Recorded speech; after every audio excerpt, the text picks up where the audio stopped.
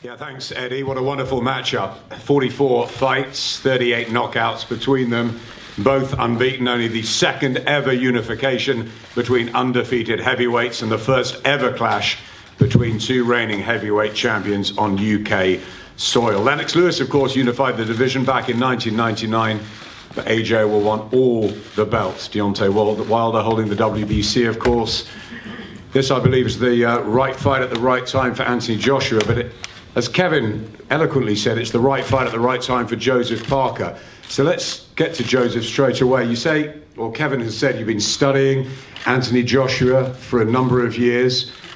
Do you believe this is your destiny and that you've got all the tools mentally and physically to be able to deal with what you've seen of Joshua so far? Yeah, I met Joshua once, or sort of met him back in Azerbaijan when we were amateurs, and he was doing quite well, and I've been studying him ever since then. I turned professional before him, and I watched him at the Olympics. I watched him coming through when he first started his professional career, and I feel he is a good fighter, and he's got a lot of support, as you can see, and he does a lot of good things, and some things are not that good when he's fighting. But I think this is my time. I think it's my destiny to be here, to be part of this major event, and I feel like it's my time to put up a great challenge, and I feel like I truly feel I'm going to win. What do you think you do better than Joshua?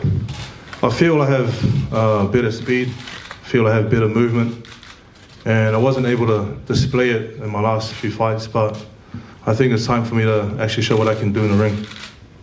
And how do you feel about your promoter David's comments about Anthony Joshua? Have you been playing along with this, or what do you feel about it? We're a team, so I back my promoter and what he's been saying, and I guess this is the way that he's trying to promote the fight as well.